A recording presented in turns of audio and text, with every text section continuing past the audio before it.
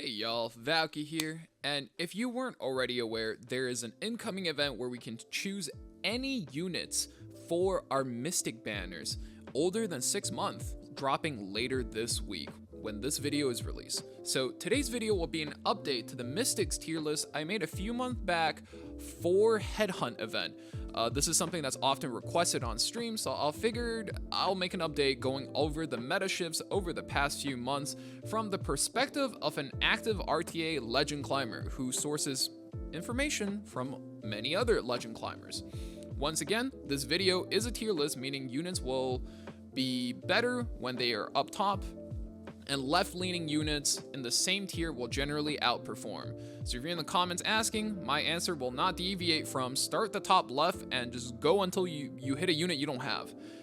So if you already have a unit in mind, even if they're not a meta unit, you know what, forget the tier list, follow your heart, my dude. But that being said, this will only cover buffed units, new units, and units that kind of have a big shift when the meta changed. Since this is a primarily RTA focused channels, my analysis of these units will only cover their PvP usage. As far as RTA and Arena, PvE and Guild Wars honestly play a little bit differently, so I'll be foregoing my opinions there. If you want a full explanations for what these units do and why they're here, I'll be linking to the last video where I go over every single unit and their spot entirely in the meta. Or you can check out the channel for YouTube short guides on most of these units. Links and stats will be up whenever relevant. Enjoy. So, starting off in the S tier, which is essentially the best units in the game, bar none. ML5s are all PvP centric units, and these guys are the cream of the crop, so you cannot go wrong picking any of them. And your goal should be to have all of them eventually. In order, this is Navy Captain Landy, Death Dealer Ray, Zeo, Conqueror Lilius, Briar Witch Iceria, and Lance Rider Crow. Number one unit to note here is Death Dealer Ray. Ever since his buffs, he's amongst the best of the units in the game. He beats his good matchups incredibly hard, and anything that can beat him will have their own counters in return. In an RTA match, that gives you an incredible amount of draft potential, which is a term that means it lets you pick and dictate the pace of the draft, and so you can safely pick him up early both as a debuffer and a damage dealer. Navy Captain Landy, still one of those units that can win any match if you're lucky enough. An ability possessed by, I would say, only 2 to 3 units in the game. Zeo has the ability to give himself 20% combat readiness off rip in any match, which means he goes first, no questions asked. In a turn-based competitive game, I'm sure you can see why that is a very good thing, and we'll go over more later why he's better over time. A tier. RTA is a game that's all about exploiting your opponent's weaknesses as they develop in a draft. So the best units have hard to counter weaknesses, and as we go lower, more of these units will have the same strength as an S tier unit, but will have more weaknesses. So this is generally what makes a unit an A tier. An example here is Spectre Tenebria being one of the best DPS units in the game, except for when there's like Bellion and Navy Captain Landy in the game. Now she's in a little bit more danger, but the moment these units are gone, she becomes the best unit in the game again. Another example would be ML Bologna and ML Kent's ability to override and counter the likes of Navy Captain Landy or Abyssal Euphine, but they both have one glaring issue, and is that they have terrible matchup into a 3-star unit like Savior Auden. And from left to right, these are Spectre Tenebria, Urban Shadow Shu, Mediator Kawaric, Solitaria, Lone Crescent Bologna, Faithless Lidica, Bellion, Martial Artist Ken, and Lionheart Sirmia. A biggest addition to this tier and the most striking spot is Urban Shadow Shu. Essentially, she only has good matchups in the game. Her unique buffs, fixed damage allows her to chip down a lot of pesky survival type units like Aiden or Specimen Says, ML Celine. The injury allows her to go toe to toe versus HP scalers like Last Rider Crow, Apocalypse Ravi, And lastly, she gives herself a speed buff, which allows her to keep up with many standard and aggro units like the Spectre Tenebrae, even though she's solely single target focused. Lone Crescent Bellona got a huge usability buff, which gave her more damage and easier ways to activate them. She was kind of always a solid middle of the pack unit before that, so the buff just takes her up one level. Solid A. Faithless Lidica and Bellion are kind of two different sides of the same coin. They are one cleave unit and one anti-cleave unit, and both saw a pretty noticeable bump in usage due to the same reason as Zeo. Cleave is coming back, and it is coming back strong. Mostly because of Eternal Wanderer Ludwig, ML Ludwig. That unit is not ethical. Take it from me, a guy who lost a tournament game on stream because of ML Ludwig. I'm pretty sure he single-handedly revived Cleave from the dead, but we'll go over that towards the end of the video. B tier. So these are units that you can imagine have big game-winning skills. And they do, even though they are middle-of-the-pack units. They each have their own win conditions. They have a way where they can win the game for you single-handedly. But if you pick them too early, they could get punished hard. Example being Leica and Strays, who may be really good at closing out games versus slow and tanky players. If you pick them too early, they can get punished by the likes of Assassins, Combat Readiness Pushers, and even just ways to split or heart tank your damage. They're stronger when picked later as a general rule of thumb, but you do not want to pick them up too early. From left to right, our units are Ambitious Tywin, Dragon King Sharoon, Strays, Architect Leica, Specimen Says, Remnant Violet, Fallen Cecilia, Little Queen Charlotte, Apocalypse Ravi, Designer Lilibet, Dark Corvus, and Sage Ball. Oh boy.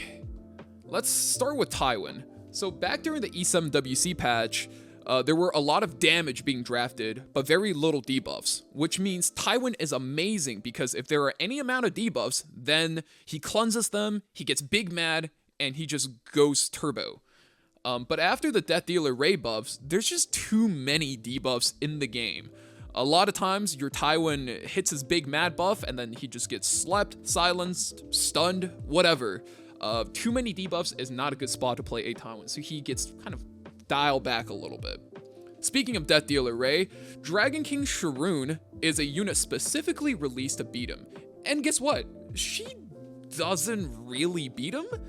At best, she goes even, and at worst, she actually loses to him. Her biggest strength is being able to build a lot of effectiveness to defense break really tanky teams, and using the artifact for Green Sharoon, Sacred Tree Branch, to connect the defense breaks to her carries, which is huge. Her unique Cascade buff is great damage, especially on AoE skills if you were to play with Abyssal Euphine, but that part of her kit feels a little too passive and reactive, so generally not the best.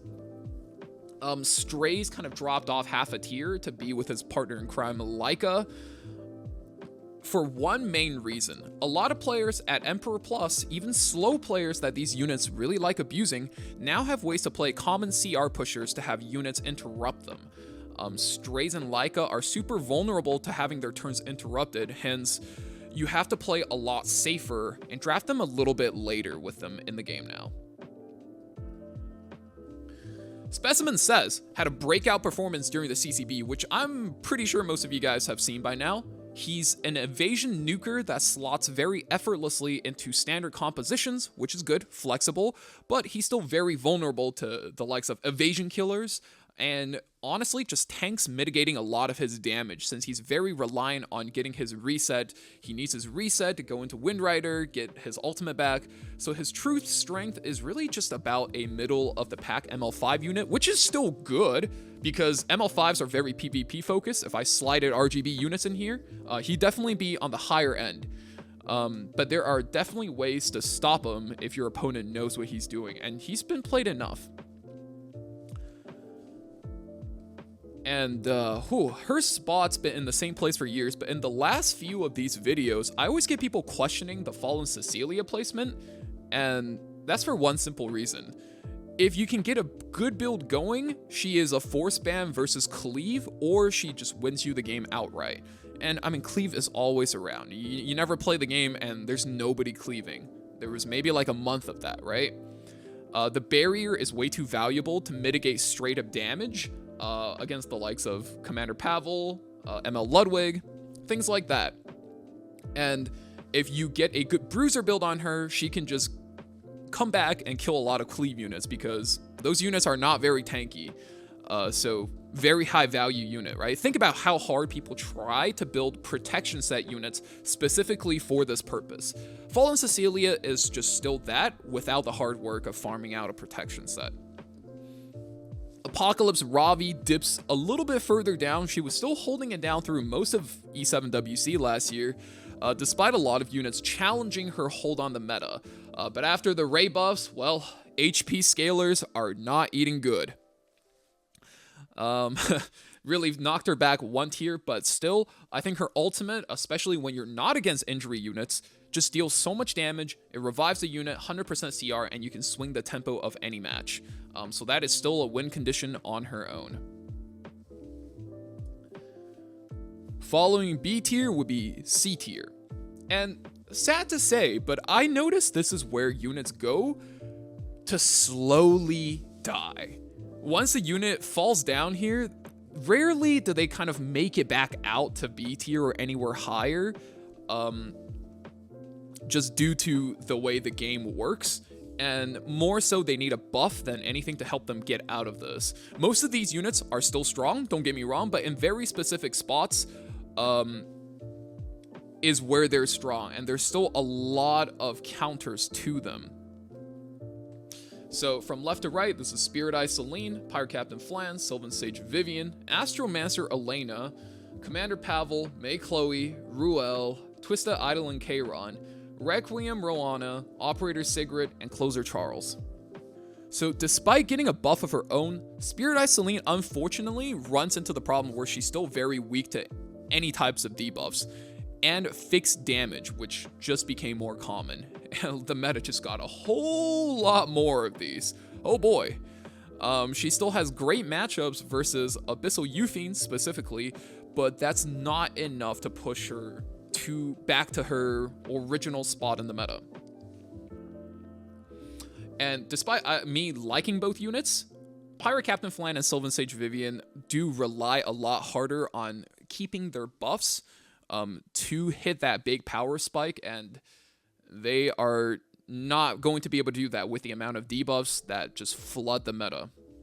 Probably the biggest drop off here is Maid Chloe, who used to be the center of very heavy tank down effective res based compositions, but I noticed hardcore tank down players really just dropped her to play Destina in her spot, which tends to be a little bit more consistent. Oof. And even though Cleave is on the rise, the only unit to benefit off of that is Astromancer Elena, who feels like she's getting better and better and might even be a contender to move up just due to her synergy with Eternal Wanderer Ludwig. Commander Pavel, despite having good synergy with him, kind of contests Ludwig's spot in the draft, which he needs to do a lot of work to contest for that spot. It's not a good look. Requiem Roana also has an alright synergy with them, but I feel like her damage isn't enough, and her utility in the turn reset just doesn't do enough in the games where she does make it through the draft. Following that, we have D tier.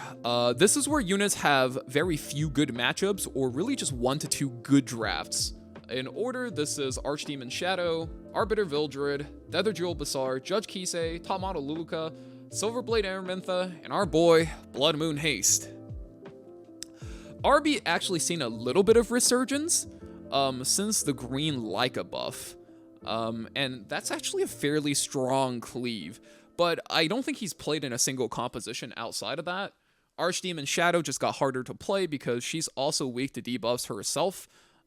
There are more cleanses and immunities in the meta. We somehow kind of shifted into a very debuff focused meta. So she's not very good here. And despite being in a debuff meta, Desert Jewel Basar does not feel good to play. His base stats are pretty bad, and his good matchups that you want to take him in, you really just want to take Bunny Dominion instead, and that's generally why he fell off super hard.